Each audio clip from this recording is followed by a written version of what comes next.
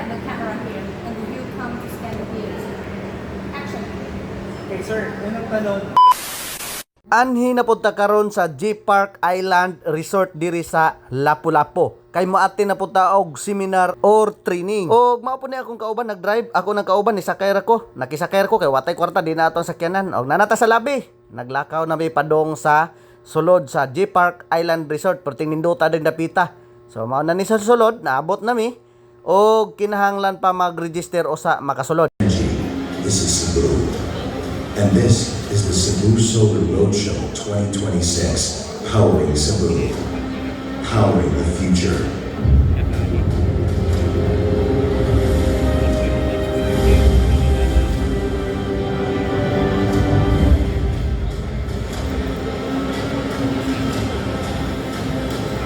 Sa Jingko og Sulis di ay ni nga training or seminar. Bisag daghan na tag training o seminar atong naatinan pero ni apil gyapon ta para dagdag knowledge. Og dili pod kamahayan kay free og nindot pod ang ilahang pagtudlo about sa solar setup. So this is because of the performance even during the shading parameter. Og wa po ko magdahom nga ilahaday kong interviewon kay kuno lagi vlogger ko unya installer pod kuno. Pero kuno ra god wa pang gumaana na ni god. Just wait for my action, okay? Yeah. 然后你好了吗？那上面的那个在动吗？动。你保持那个摄像头。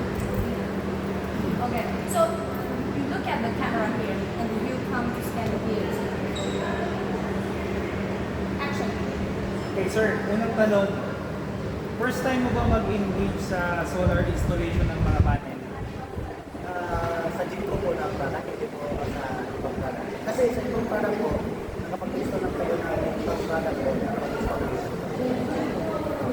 Ano, sir, ang nagpa-decide sa'yo na mapunta sa solar industry sa Cebu? Taga dito ka ba, sir? Yes, taga dito po. Kaya ako napunta dito kasi mostly yung mga ibang installer. Lagi kong nare-relate na yung Jingko, pwede rin gamitin mo kasi okay rin ang product. Yung solar system ng product. Kaya nandito ako kaya. Okay, sir. Okay, next question. Ano, sir, sa tingin mo ang Jingko Solar, mga produkto natin?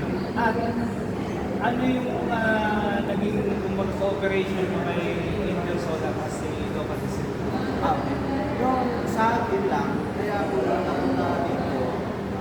Sa ngayon, hindi ko pa masasabi sa kasi hindi ko pa na-try eh. Kaya nga ako nandito ngayon kasi pag-suban sa talag ko kung ano talaga. Kaya ikaw ba lang kayo ako ngayon sa susunod na installation ko na Jingko na ang gagamitin ko. Eh, kumusta naman sir yung operation niyo kay Angel Solar? So, Okay naman po, wala namang masasabi na iba kasi wala naman akong binabayaran, hindi ko sa kanin. Inulan ng iba, hindi ko na lang sasabihin ng ibang na ano ko sa clinic na ako ba ang nagbabayad, eh dito wala. ano ang mga plano niyo sir sa future sa installation business niyo? At sa tingin mo, ano yung ina-expect mo na kasama mong mag-grow sa Jingko sa negosyo mo?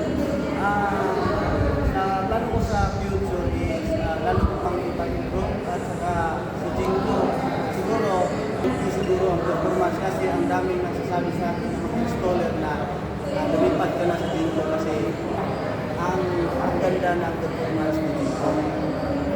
Sir, anong support ang gusto mong makuha sa Jingko at sa Angel Solar para lalo pang gumanda ang negosyo mo dito sa Rizal? Sana po sa after sales naman po, kapag nag-install ako, kapag gumamit ako ng Jingko product, sana po ay sa oras na mayroong problema, sana po ay mayroong agad na mag-response, sumagot sa tawag para masolve ang problema. Yan naman na lagi yung mga problema ng mga installer, yung sa support, yung mga problema ng installer na hindi kaya namin ayusin. Sana mayroong agad na sumagot. Maraming salamat po. Wa jud ko magdahom nga ingon ani ang padulngan sa akong simple ra nga pag-vlog. Daghan kay din ninyong salamat.